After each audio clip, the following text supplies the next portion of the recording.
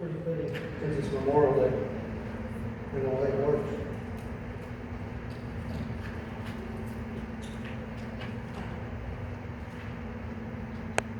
It says one Sunday morning the pastor noticed little Johnny was staring up at the large plaque that hung in the foyer of the church.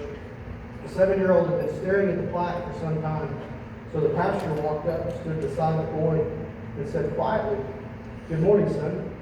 "Good morning, Pastor," replied the young man, focused on the plaque. He said, "Sir, what is this?" "Well, son, these are the people who have died in the service," replied the pastor. Soberly, they stood there together, staring at the large plaque. Little Johnny's voice started to crack when it broke the silence. And he said, "Which one, sir? The 8:30 service or the 10:30 service?"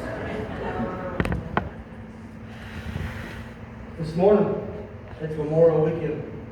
Memorial Day is coming up.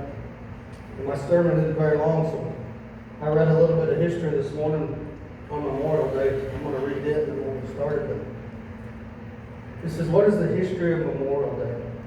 Memorial Day is an official holiday in the United States. It was observed on May 30th until 1971, when for federal employees, the date was changed to the last Monday in May. It is also known as Decoration Day.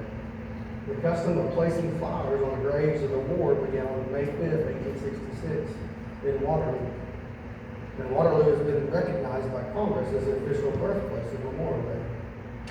In 1868, General John Logan, the President of the Grand Army of the Republic, declared that May 30th would be a day to decorate the graves of comrades with flowers who had died in defense of their country during the late rebellion. And after World War I, the day was set aside to honor all Americans who died in wars. Then the custom was extended to pay tribute to the deceased relatives and friends, both military and civilian. The most solemn ceremony conducted on Memorial Day is the placing of a wreath at the tomb of the Atlantis, located in Arlington National Cemetery. Today we celebrate this day. Many people see it as just a day off or a 3-day weekend, a reason to cook out and invite friends. But those who have lost someone because of war or military action means much more than that day off. In fact, every American should recognize this day and honor these who gave their lives to make America what it is.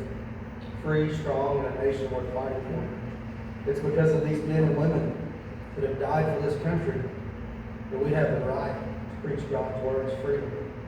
We have the right to worship in this church, worship in our house, pray in public. And we need to thank God for those who have died to make us that place free so we can do that. Today, we're going to talk about the Holy Spirit. And it's not very long, that way everybody can listen, hopefully get something out of it. But there's 3 attributes to the Holy Spirit we're going to talk about.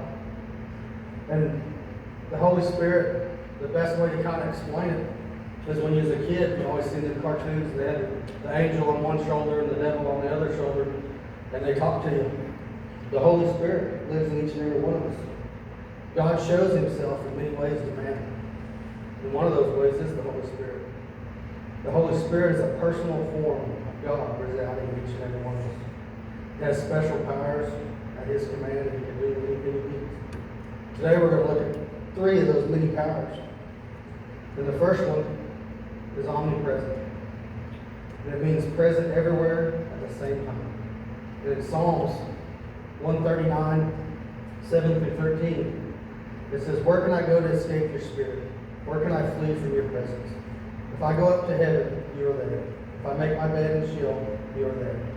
If I fly on the wings of the dawn and settle down on the western horizon, even there your hand will lead me. Your right hand will hold on to me. If I say, surely the darkness will hide me, and the light around me will be night, even the darkness is not dark to you. The night shines like the day. Darkness and light are alike to you.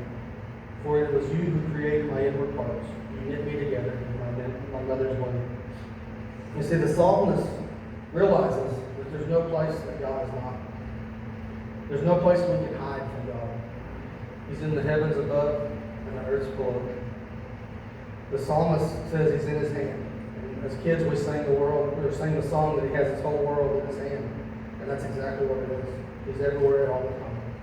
The Holy Spirit covered him in his mother's womb and throughout all of his life. As kids, our parents used to tell us that they had eyes in the back of their head.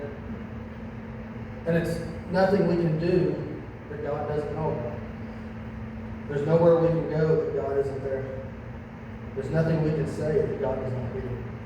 And there's no place we can hide from Him. He is everywhere at all times. And it's one of those things that with social media today, everything gets put on your phone and on social media within a few seconds, and everybody has a camera, which I'm glad we didn't have now, because it would have been bad. But He is everywhere and He is all knowing.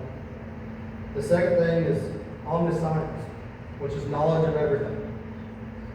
1 Corinthians 2, 10 and 11 says, "Now God has revealed these things to us by the Spirit. Since the Spirit searches everything, even the depths of God. For who knows a person's thoughts except his spirit within him? In the same way, no one knows the thoughts of God except the Spirit of God." You see, Paul instructed the church at Corinth that human wisdom is nothing compared to the knowledge of God. God knows all things. There's no secrets from Him. They prided themselves in the great knowledge, but Paul reminded them that all knowledge comes from God. Every thought we've ever had, every word we've ever spoken, every deed we've ever done, all are known by God. With all our intelligence, we have no knowledge, all our own. It all comes from God. But man prides himself in their wisdom, but it's nothing in comparison to our Father. The third thing is omnipotent, having all power. Luke 1:35 says, "The angel replied to her, 'The Holy Spirit will come upon you, and the power of the Most High will overshadow you. Therefore the Holy One to be born will be called the Son of God.'" Romans 15:13 says, "Now may the God of hope fill you with all joy and peace as you believe, so that you may overflow with hope by the power of the Holy Spirit." See, God has given us the Holy Spirit. He's given the Holy Spirit all power to do all things. There's nothing He's not able to do. He had all the power of God Himself. Before Jesus was born, the power of the Holy Spirit protected Jesus and His mother. He provided Paul the power he needed to preach the gospel. And the Holy Spirit works in each and every one of us. There's no way I could be up here without the Holy Spirit. I don't like speaking in public. I don't like to talk. I never see myself as a preacher. I fought with the decision for a long time. And some people call it conscience, but your Holy Spirit speaks to you. And that's the only reason why I'm here. The Holy Spirit can talk to us and give us strength. When the U.S. dropped the atomic bomb, they thought it to be the most powerful thing in the world.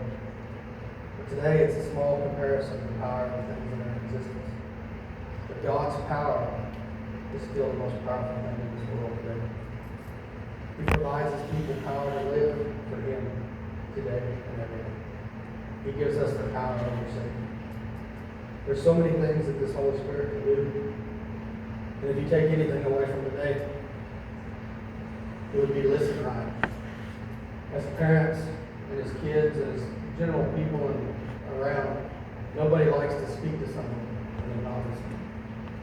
When you're a parent, you talk to your kids and they don't listen, you get out of it. As a kid, you talk to your parents and they don't listen, you get out of it. Everything we do has to do with listening. When the Holy Spirit talks, we have to listen. When we run from our path, when we get off our path, and we start using our own thoughts and trying to figure out what's best for us on our own and not listen to that Holy Spirit, that's when we stray away. And it's hard to get back on the path. But the Holy Spirit never leaves us. He keeps talking to us. And it tells us how to get back on the path. We just have to learn to listen right and listen to the right voice. It shouldn't frighten us because God knows everything about us. It should cause us to rejoice instead. Because He cares enough about us to be concerned for our well-being and our protection. All we have to do is listen right. The Holy Spirit never leaves us, but always protects us. But we have to learn to listen to Him. There's a lot of things in this world going on that lead us astray. The news is always negative. And you get bad voices in your head or you struggle with decisions. But if we just learn to listen right, our path will be straight. Because He won't lead us astray. If you would, bow your heads with me for a second. Father, we thank You. We thank You for all the blessings You give us. We thank You for that Holy Spirit that You put inside each and every one of us. that will keep us on the path. That all we have to do is listen. Listen to Him and He will guide us, Lord. He will help us make those decisions we need to make. He will give us that power that we need to do things. The Holy Spirit will guide us and watch over us because you gave it to us, Father. And we thank you for that. We ask that you be with everyone that's out there today, Lord, in the church, out of the church, on vacation, Lord. Just guide and watch over everybody through this holiday, Father. We thank you for all you do. In Jesus' name we pray. Amen.